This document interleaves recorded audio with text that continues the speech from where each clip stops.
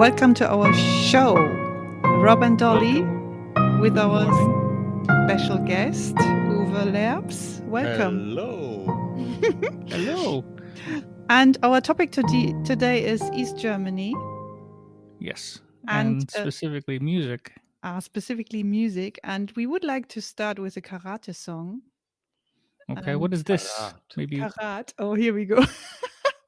now maybe you can tell me before we begin. So how why do we choose East Germany? So where are you two from? So Doris and or Dolly, I mean, our audience knows. So you're from Schwerin. So maybe you can tell us, Dolly, more, and Uwe, Yeah, I about was why this is born in the important. 70s, Rob. I was born Mhm. in 70. And Yeah. my husband, Uwe, And Mhm. 63. so he's 63. a couple of years older than I, and we are so different because we grew up in the East, and I grew up in the Gorbachev era, Perestroika. That was the big, Mhm. huge shift towards Yeah. the dissolution of the GDR. And Uwe, he lived in Main GDR. Yes, I Okay. was grown up in the Brezhnev area. Is the man Okay. nach Khrushchev. It's a Khrushchev, very yeah. cold war time, but Mhm. we have a wonderful time in East trotzdem. Despite. Okay. So you can Despite, see yeah. I speak English quite fluently, and Uwe, I think he's better at Russian. So but Yes. his English is not so good. So never mind. Oh, he's doing good. He's doing good. And I don't like music from the East. So and Uwe, he loves it. So today we would like to start just a little piece of Karat. Okay. Is one of the favorite East German songs. Okay, one, Okay, let's two, hear it. three. Tanzt Tanzt unsere Welt mit sich selbst schon im Fieber.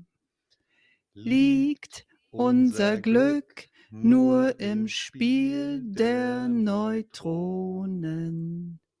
Wird dieser Kuss und das Wort, das ich dir gestern gab, schon das letzte sein?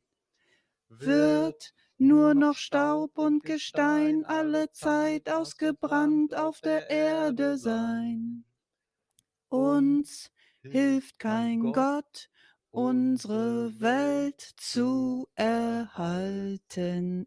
And forth it goes. It has two verses. Karat is Yep. one of the top bands apart from Pooties. I have here the hit parade of 1984, and the top 10 are Pooties, Sternmeißen, Berluck, Elektra, Silly, Karat, Jessica, Elektra, and Prinzip. So, Oh, That's bands I was growing up with this one, and yeah. they was the only one to see live in our town. Yeah. yeah, when you went to a concert, Rob, you only saw East German bands. Mhm. So, and when you went to a shop to buy a record, yeah, the record was the time, you could only buy East German groups. So there was a magazine or a paper which Yes. came out once a month, Once a and month. we have it here.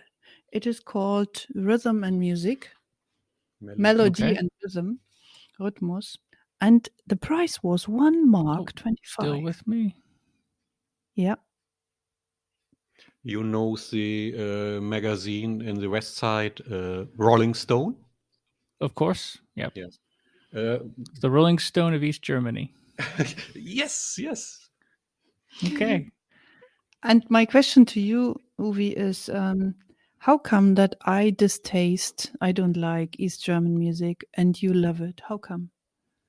Yes, I was born in the 60s, and my live is in the GDR, my life. Yeah. And I was growing up with this music. This music was played in the radio stations.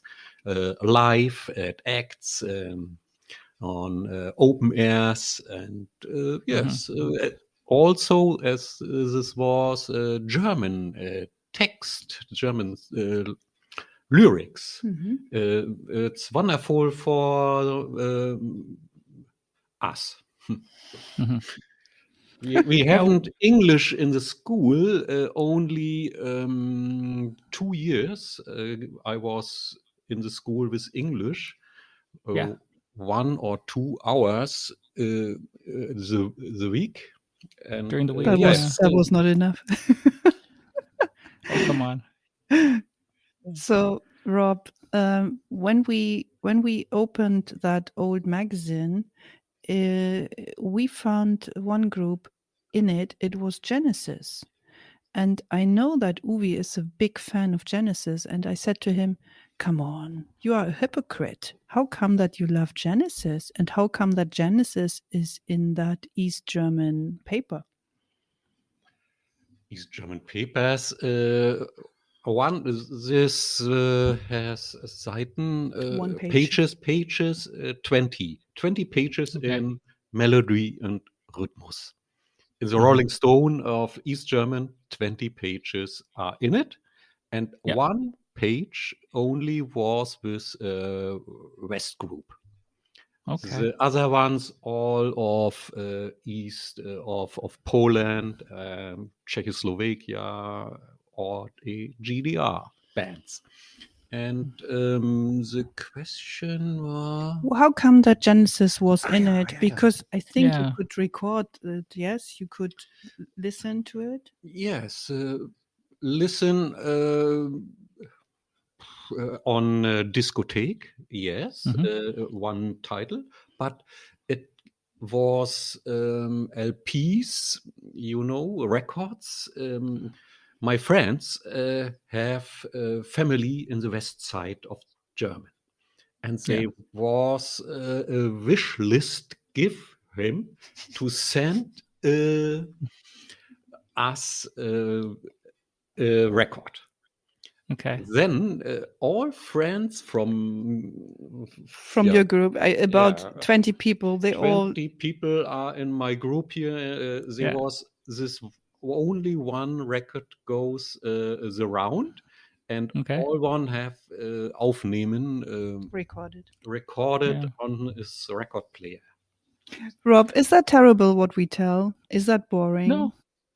No, I was just thinking about my friend Felix. He really loves Genesis and his family. So it makes a lot of sense that if Genesis had an impact in East Germany, then it would explain why it continues to have a big impact in East Germany. So you're answering a lot of questions about what I know from meeting people here in Saxony. So I think it's really fascinating because from my perspective in Canada, it's very much the opposite. It is opposite because we had a lot of American music.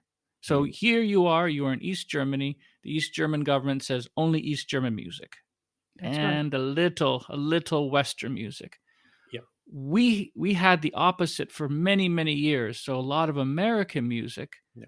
And then the Canadian government said, "Oh, wait, we need to add Canadian music to our lives." So there was a law that said the radio must play, I think it was 10% or 15% Canadian music Mhm.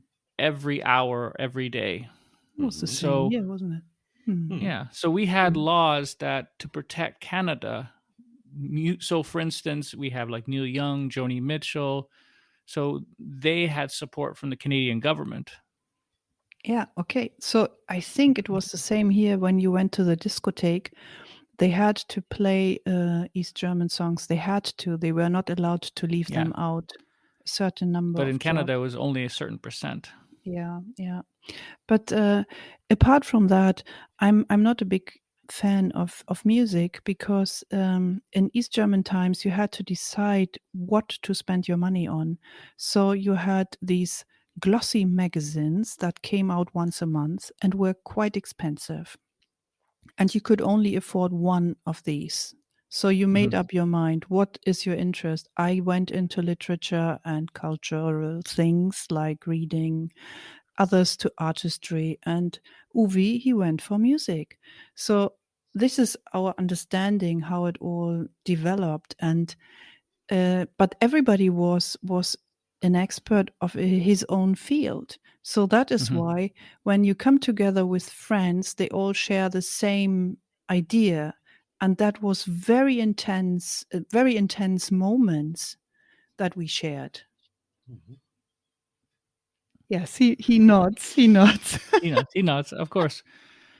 Well, when I was younger, we had the show. For instance, American cable was very popular. So MTV, that was the big thing that came in the 80s. So music TV, David Bowie, we started to see Mick Jagger and him dancing in the street, right? Very famous song. Yeah, yeah. In Canada, we had Much Music, but before that, every Friday in Canada, we had a show called Good Rocking Tonight. Hmm. And it was a Canadian show. I think it was in Vancouver, so we stayed up late when I was a kid. I think I was like 10 or 11, and we waited for the show. I think it was Vancouver. And it was all the popular music videos because my parents did not have cable. So this was our Much Music, Good Rocking Tonight. But again, we had to have Canadian music. So I remember Crash Test Dummies. Mhm. So there's a very famous song. You know that? Yeah, Klar. Of that, Yeah, course. of course. yeah. I have never So heard that. Joni that Mitchell. was Wow. Yeah. yeah, that was our music. That was our East German music, I guess. Oh, that's So lovely. so I understand, Dolly, that many ways I didn't love Canadian music like you didn't like East German music because it was like you must like this. That's This right. is Yeah. our government that Yeah. says you must My listen to form of this. protest not to listen to. Yeah. So a lot of the Canadian bands, especially in the 80s and 90s, I thought, Mm. and this is the time of Guns N' Roses, AC/DC. You know, we had these really big rock bands, and it's like Canadian music was like, ugh. And But I like Crash Test Dummies now. in the paper was written that on a certain day, 4:30 in the afternoon, we show Genesis, and you can record it. Yes. So what did you do with your mom? You prepared the recorder for your mom to press one button because you had not the time to be there. I You must work. Yeah, you had to work. So she recorded for him this whole record of Genesis, which was nowhere to be bought in any shop. So Mhm. everybody was on his recorder. Yes. Anybody, a lot of people, yes. Yeah. Me not. No, Yes. okay. Yeah, that's the time. Yeah, And I remember that too. the We second did thing something similar. we would very much like to talk about is our parents. It is, I just told you this morning, my dad was a craftsman. Yes, so he was a painter, a decorator. So nothing special, but he knew his craft. So he decorated old cathedrals and this golden application. This was his style. Yes, he decorated the old traditional houses in our hometown, which are very, very old and very, very lovely. So he was able to do this craft. When he went to Western Germany, they all thought that he was rich.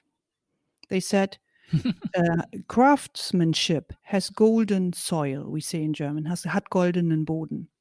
And he answered and said, no, I'm afraid I'm not very rich. So now I asked you, Uwe, your daddy, what did he do for a living?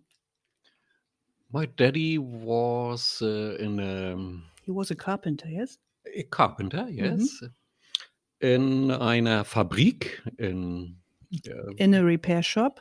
So in A a factory. factory for building windows, and he was factory Factory, for yes. windows, produced windows. But I must say, to help him out a little bit, he was responsible for repair of machines and he sharpened with his saw. Yes, he sharpened saws for people, Hmm. and he had good connections. So he was a very asked carpenter. So apart from his daily routine job during the weekends, he had many jobs to fulfill, and he was well paid. So this was how people became rich or richer than others because they were able to do certain crafts. Mhm. Mhm. The family is growing up without daddy. He was Yeah. working and private. He has a little bit money more than others, but Yeah. with a lot of money, you don't can buy automobile or others. It's Mangelware. Wie sagt man? It's not enough. So Ja, to Yeah. give an example, our Trabant, everybody knows the East German car Trabant, yes? oder Yes. Wartburg. Yeah, but this one, it was only, I had a look up. We had 16 million people when the wall came down. But the factory in Zwickau in Saxonia only produced 3 million in all these years. So not enough for everyone. So if you wanted to buy a Trabant, you had to apply for that 12 to 18 years before. And you had to wait all these years to get a Lordy. car. And of course, there was a black market. And the price for a regular Trabant was 8,500 marks. Whew. So And what was the average the wage average earned wage was 800 marks. a month? That was a lot, yes. Okay. So on the black market, such a car cost you 20,000 East German marks. Whew. So you could buy on the black market, but that was horribly expensive. We had Oh, a God. second car that was a Saporosh. Russian Yes, product. Saporosh, yes. I And don't know that my company. daddy was I told you he was a decorator, and he went for doctors and painted their ambulances. And he heard that a doctor wanted to sell his Saporosh. It was a used car, and my daddy bought it for not so much money, but so it came that we had a car, but you, Uwe, you didn't. No, I was grown up without car. Okay. Only the buses and trams, yeah, um, trains. That was my bike. That was my drive vehicle. Yes. Yeah. And our Trabi was called the running cardboard, The running or it was cardboard. called the plastic bomber. And the question Plastic is why? We didn't have metallic material enough. So the Russians, after the Second World War, we had to pay reparations to the Russians, especially the East Germans. And of course, they took Interesting. away every wealth, every bit of metal, every bit of whatever they took to Russia because they didn't have much, and they wanted us to repay for it. Of course, it's possible.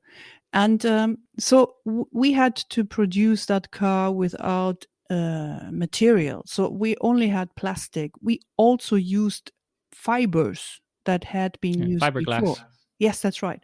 So that is why. And it was a noisy, stinky, loud car, but it was excellent. And the last one was called Trabant 601. And we bought one in 1989, the beginning of 1989, for 18,000 mark. We, my family, my mom and dad. And it was in glacier blue. That was the color. And you know what happened? Then the wall came down, and that car was useless from one day to the other one. Mhm. We had to resell it, I think for 2000 we received, because we were fast. My mom was very clever to sell that car. Nobody wanted to drive that car after the wall came down. So we put that money into the Nirvana. Okay, bad timing for car buying. It's a band, Nirvana. Yeah, Nirvana, of course. And it reminds me, just talking about cars, because it was the opposite for us. My dad worked in for General Motors. He was a millwright. Ooh. Mhm. And when we were kids, there were so many different cars that we were proud of our family car. Our family car was the best car. Yeah. A big So car. my friend down the street, Sean, he had a Ford, and he's like, "Oh, Ford is the best." And no, my dad works for GM. GM is the best. Another kid was like, "No, Chrysler's the best. Right, yeah. Dodge." Mhm. So it was like car wars when I was a kid. That was part of our childhood. So the exact opposite. And speaking of the Trabant, the first time I actually saw one, I remembered, was the band U2 produced their album in East Berlin. This was around the time of the Wende, the change, and they made 3 different music videos for the song One. So where there was the most popular one where the lead singer Bono is singing in a restaurant, and then there's images of the band on tour. There was the second one of the still images of Buffalo going over a cliff. So there's a very sad black and white pictures. The third version was the band in drag. So they're dressed as women, and they're driving around East Berlin in Trabants. And on the Trabants, there's pictures of women and men. And at the end of the video, 2 band members collide with their Trabants. That's the first time. So, I mean, I was a kid. I think I was a 12 or 11 or so. This was on Good Rocking Tonight, this TV show. Mhm. And that's when I discovered U2. I did not know a lot about the band before. So the Trabant was featured in that music video. So, and it gave me a nostalgic Gesehen, ja. feeling You because saw it? Ich yeah, habe es gesehen, yeah, I Okay. saw it. yeah. And then so we did our German podcast last week. When I did not tell you, but when I came to Leipzig, my host, I stayed with a host from Airbnb, Sebastian. He worked for a Trabant tour company. Oh, great. So one day he said, "I'm taking you around Leipzig in a Trabant." And it was bright green. So really ugly green. Frog green. And frog green. So you say Froschgrün. Yes. Froschgrün, And yeah, and everywhere people had cameras. Yeah. We passed the tour buses, the big hop on, hop off, the double decker, people with cameras. Look. Mm-hmm. You know, we're like, hey. Yeah. Yeah. My profession is a surveyor, and Yeah. my Dienstfahrzeug, Your working vehicle. working Yeah. vehicle was a Trabant. I Okay. was drive this every day the week. And did you like it? I don't like it, but it's yes, I like it. It's okay. We It didn't works. we Hatte didn't kein make a anderes. fuss about it, so we didn't Yeah, have any it other functions. choice. Yeah, we just took what we could. But what we didn't want to take is to become a member of the Socialist East German Party. And of course, we never wanted to become a member of the state security called Stasi. So if you Yes. ask people, and we learn now after the wall came down, I think after 30 years now, we started learning about what state security was. It is said that 1 in 5 people was a rat. It is said that in every living block there was an unofficial member of the state security. They say that we were observed everywhere, anytime. My personal experience is only that I went to a discotheque. I had a nice boy who came to my door with a bunch of flowers for my mom, old fashioned, and we Okay. went for a walk. And during that walk, he asked me questions about my dad, his job, my friends. And then I said to him, "I'm sorry, are you from the Stasi?" And he said, "Yeah, can't tell you. I never saw him again. And then I asked later, after the wall came down, we were able to ask if we had a file, if we were observed by the Stasi. And I was 18 when the wall came down. So I was a kid in the hard time of the GDR. I had a file. Personal documents I had written about what I want to do, how I see the East, etc., were in that file. Everybody was named and it was blackened out who had observed me. I never got to know. Wow. And your daddy, was he observed also? Yes, he was. My daddy will besuchen Wanted to visit. wanted to visit the family in the west side, and he must go to the police for visa. And Of course. in this time, he has became ja eine Überwachung durch Befragung. Yeah. Surveillance. Yeah. And I was this time on the high school Ingenieur Yep. Studium University Oh, that'd and be academy. Yeah, academy. and yeah, and then this time comes my chef from Schwerin to Dresden. I was in Dresden, and says to me, "You must go in another team when you not say to your father, Father, don't go to visit." So he was bribed. Yes, that was a certain way people dealt with each other. People were bribed either not to do something to stop people from going to the West, or another option was they were bribed for having done tiny petty things. So they were said, we will forgive you if you observe these and that and those people. Just tell us, just write little reports about them. I can't tell you, this is what I have from news and from films, but this is what we learned afterwards. Nobody told us, well, I'm a member, I'm an unofficial member of the Stasi, but this is really true. You told me, yes. Mhm. And how did it end? I wasn't go to my I going to my father and tell him this Mhm. one, this story. My father was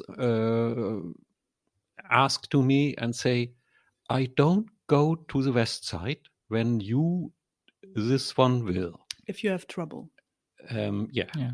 I say, Papa, go, please go.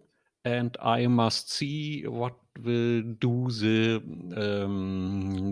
Betrieb, Firma with me will take this. The company. And Yeah. after this time, my father was going there, and I must change the team. I was That's too to complicated. yes, I I looking Luftbilder, air pictures, and then I must go to yes, survey in the agriculture. yeah. Okay. So they didn't want him Strafe, to Yeah. be in critical. punishment. Yeah, they wanted to take him out of critical options of surveillance, so they put him into a very boring surrounding where he had to stay for a couple of years before he was allowed to move on. And then the wall came down, yes, years later. Yes, 3 years later. Yeah. Yeah. But you suffered in your own way. So some people say, "Oh, that's nothing compared to my life." Of course not. But it disrupted families. Yes, it was Of course. the seeds of distrust and that you were observed. It is just like putting pressure on people. Be careful. We keep an eye on you. Yes, Big Brother Of course. is watching you. A nice story to drive the firm vehicle was we haven't much oil, much diesel, much benzene. Much. Okay. Much We fuel. must going Monday with the Yeah. car to our Sowai field. Then Yeah. we were going to Bahnhof, yes, Station. Train station, station. and going home with train. The next morning, we starting on station, drive with train to our vehicle, and with the vehicle, we was drive to the field. That was going a year, I think so, 88, I think. Mm-hmm. 1988. This was a time where not much oil in the GDR. It's like nowadays. So Yeah. people tend to say here around us that at the moment, what we are experiencing in life with the Ukraine and Russia, etc., and global crisis, this is something what we have had for certain years. So we are accustomed to it. So we say, oh, okay, we know that. Yeah, but I also feel here in East Germany that there is this resentment against like the vaccine, for instance. It's the same idea, like this the old ghost of you must do this. And I think that's why in East Germany there's lower vaccination rate because they do not trust the government. That's what I heard. Is that correct? Definitely yes, especially in the south, I would say. So in Saxony. Yeah, yeah. They are more revolutionary than we are here in the north. For certain reasons, they have other different experiences to us. So the big prisons of the state security were not here. We had a tiny one here in Schwerin, but we had huge ones in Saxony. Yeah, and I can understand why in Saxony they have this lower vaccination rate because again the distrust, the feeling that for instance, when they released the tracing, the COVID tracing, I thought, oh God, East Germans will not like this. maybe And maybe the West Germans they think, oh, this is new. East Germans like, no, no, I don't know. this is old. But what I know is that after the war came down, all the state security people, where did they go to? I mean, they were officers. Yes, the highest ranks were officers. It was a strict hierarchy. And the other ones, I don't know. But what I know is that they went into selling and they went into taxi driving. And why that? I want to go. Please drive me to this and this place. Oh, is it that family? Yeah, no problem. I will drive you in a minute. I don't need a map. Wow, makes sense. Makes a lot of sense. Yeah. But it's a different world from like when I think of my childhood. It was, for instance, I grew up amongst. Well, my dad is Dutch, so from Amsterdam. I had a neighbor from Ukraine, another neighbor from Poland, the family Italian, another family down the street Italian. So we had a mix and a lot of East Europeans. So my dad, when he grew up in Canada, he came to Canada when he was 6 or 7, and he told me there was like a hierarchy of immigrants. So for Mm, him, the top was the English. So mm, you're Canadian, born in Canada, but from English families, and then the new English. Then it was the Scottish, then the Irish. He said, then there was the second tier. This was the German, the Dutch, and the Scandinavian. So the Swedish, the Finnish, Danish. But the Swedish were the top of this second group, then the German, Dutch. The third group was the Italians, then the Ukrainians, then the Polish people. So the here we go. Polish people were at the bottom. So all the East Europeans, Hungarians in there, Romanian. Yeah, Romanian, yeah, exactly. So this yeah. this was the hierarchy in Canada. So he was in the middle. He thought, okay, I'm okay, but yeah, Serbian, Croatian at the bottom. So when he was growing up, he was with the Scandinavian kids. He played with the Swedish. He grew up on a farm for a couple of years. The Swedish family owned the farm. So this was the world he grew up. So there was no Stasis, but there was this case system, this prejudice. And this is, I see the difference. I worked in a huge factory as an apprentice. I learned to sew, yeah, to do things, So yeah, and I worked with Vietnamese contract workers and Mozambique contract workers who were asked to come to the GDR to help out, to learn a job, and to go back and help in their country. We were not allowed to talk or to have relationships with them. They were heavily oppressed. They lived in apart buildings on their own. They were called dirty and they were dealt with nastily. I know a person who became pregnant and she was forced to abort or to go away back to Vietnam. And after the wall came down, I worked with Vietnamese people and helped them learning the language as a teacher. And I had a very good friend. She had an accident with an iron and her foot was open with a wound.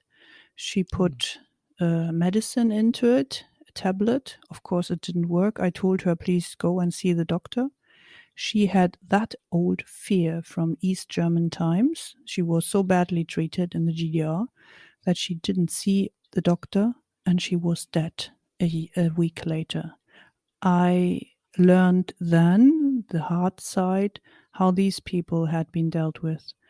After the wall came down, many people opened their own professions. They were freed. They could stay in Germany then, and they were harassed by fascist people who had been a majority after the war. And they burned a house. They burned a house. It was shown on TV in 1992 in Rostock. And they put Molotov cocktails into that high building and it burned. Yeah. I was there. I saw it. I was shocked. But this is a very nasty story about Germany. The dark side. Now, Yes, I have a question. Yes. I just want to say, my friend here in Saxon, he's very proud Saxon. And do you have a pride? Do you feel like, okay, I'm from East Germany, we're from Pomerania? No, you don't have that feeling. Okay. So the Saxons maybe have a little bit more. Why should we? I mean, we are the same like everybody else. Or what do you say? Bist du stolz, dass du Ostdeutscher bist? Yes. Okay, he's A proud. little bit, yes. But now I'm a German. But I'm a East German. It's okay. But I lived 20 Because- years in the West, so my position is maybe different. You lived for 5 years in the West, so we can compare that. But I learned to become German. Yeah. But it's very interesting because in Canada we have, I told you about my childhood or my father's childhood. It's only up until now that we have Canadians feeling Canadian. But when I was younger, everyone was like, "Oh, I'm Italian, I'm Polish, or I'm Ukrainian." So we had more pride from our parents' background. So when I first started to teach, I asked students, "Okay, what's your background?" And they said, "That's a weird question. We're German. We are German. What's our background?" And then I told them about my family. Many Canadians say, "Oh, I'm Dutch Canadian. I'm Portuguese Canadian. I'm Lebanese Canadian. I'm Swedish Canadian. I'm Italian Canadian." So there's this mindset more in Canada, not so much United States. The United States is, no, I'm American first and then Italian or then. So I'm always curious to find, especially in East, who, do you feel pride? Do you feel, yes, I'm East German, it's the best? No, not so. No. To be honest, I'm wearing a shirt. You can't see it now, but there's the castle of our hometown on it. Yeah. It's the nicest castle you've ever seen. But never mind. I must visit. Why have I got it here? Because my grandparents, yes, they were. They had a job at the Duke of this county, and they made handcraft. They were smiths, Schmied. Yeah, I don't know what it is, smiths. Smiths, yeah. Yeah, so Or I come from that background, so I'm millwrights. proud of that. Yes, they were exclusively working for the Duke of Vorpommern, Mecklenburg. Yeah. Mecklenburg. Mecklenburg. Not Not for. Yeah. Yeah. I get Yeah. corrected. Yeah. Yeah, fine. Yeah. But I think it's interesting to look at. I mean, My, I was born. I will tell kurz, short. Okay. My family was growing up on this time is it Russia Mhm. in Kaliningrad, Königsberg. There's Yeah. my family was born and was going by the war with a long trek to this Schwerin. Yeah. So you were in So Kronstadt. yeah, refugees. Yes. So, so, so we are mixed culture here. Yeah. Ostpreußen. Yeah, East Prussia. Yeah. East Prussia. So, Rob, how did you like it? Do you Yeah, it was think good that today. will work? Is that enough information? Yeah, no, that was very informative. I'm always learning about East Germany. But it's interesting to see the contrast, the parallel with my childhood. So in Canada, again, the mindset. So it's just interesting to see how we grew up, because I grew up in the 80s, so 70s, 60s. So it's just fascinating for me. People, background, cultures, our perspectives, our Yeah. experiences. Yeah. So we So thank. where are the snows of yesteryear? Yeah. So we say thank you very much to Uvi. Thank you very Yes. much. Thank you very much. You. And Rob, have a nice weekend. And You thank you too. for the show. Rob and Dolly, Life to Life. Thanks, our listeners. Ciao. Have a great week and weekend. Bye bye.